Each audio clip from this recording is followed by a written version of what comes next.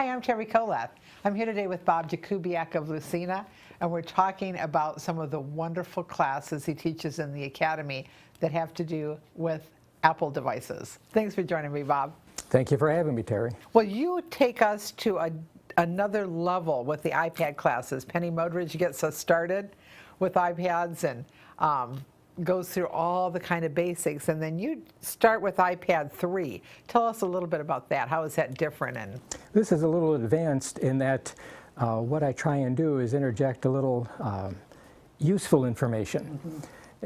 For example, I'll give websites which are useful, might be handy. In the other ones, I do podcasts, show them games that are free. I like free. And basically try and get them enthused to use their iPads for more than email. Good idea, good idea. And then you even take it to the next level, iPad 4. How does that? iPad 4 is again building on iPad 3. We do more websites, more interesting things. We go into show how to download movies and get free music and things like that. Very nice. And then when I got my new iPad Pro, a couple of people were talking about it and wondered if you'd do a class, and we're so grateful that you're going to focus on the iPad Pro for us. Happy to do it. I've used both. I have both. I have all three of them, as a matter of fact. The regular iPad and the small iPad Pro and the big iPad Pro. And each one has its own specific characteristics. With the iPad Pros, you can use your pencils now that you can't do with your other iPads. If you're a little bit having trouble seeing, for example, use your iPad Pro because you can blow everything right up. Right. And it's also more handy for doing puzzles because you can use more pieces. The smaller ones you might do 25 or 50 or maybe even 100 pieces, but on the big one you can do 400 pieces. Oh my gosh. And again, all this is free. I like free. That's fabulous. And then you also are there on Saturday afternoons with some other people, helping if someone comes in with a question about the Mac or the iPad or the iPad Pro. I guess you help with the iPhone too. And the iPhone, right? The iWatch, everything. And the iWatch. Now tell us a little bit, Bob, about what has your journey been in technology before you got here and started sharing it with us? Just encapsulate it in a couple minutes for us. Well, we started out in our business with the original Apple computer, the 2E. And we found out that after a while it was too small, so then we switched over to PCs. And so we did Windows and all the good stuff in those type of computers.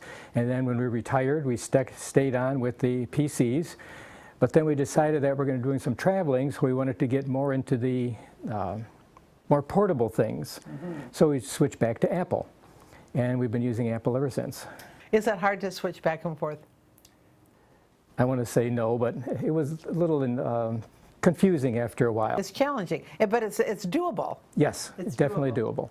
And what's so wonderful about our program here is that we have people like yourself who have worked their way through these issues and these concerns and trying new things and figuring out how they work. And then you just help the rest of us, which is so generous and so nice. It's a chance to give back. I've been very fortunate. That's wonderful. What do you like best about it? I mean, people walk into the clinic and it's like they could be asking you anything. I like to be stumped.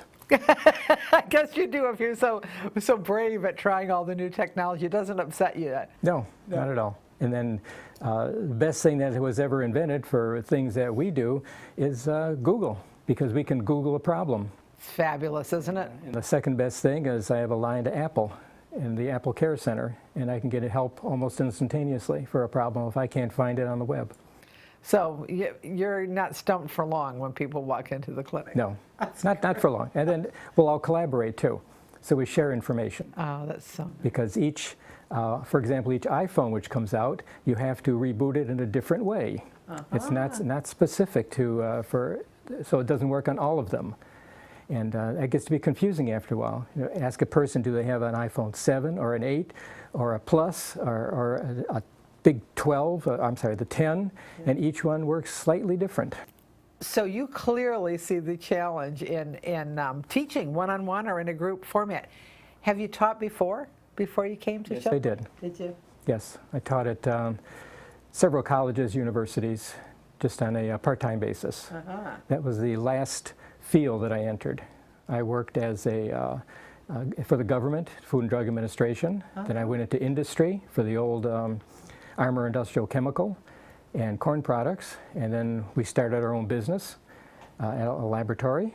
And we retired and went into, had to do something with our time. So my wife went back to school. We went to England while she did some coursework. Then when we came back, I started teaching at colleges around Chicago, the Eastern University and Harold Washington College, quite a few of the others. Fascinating. And now we are the beneficiaries of all your experience and your teaching experience. Yes. Thank you so much, Bob. Thank you for having me. Please look in your academy for the fall semester, and you'll see T302, T304, and T306, all classes with Bob Jakubiak.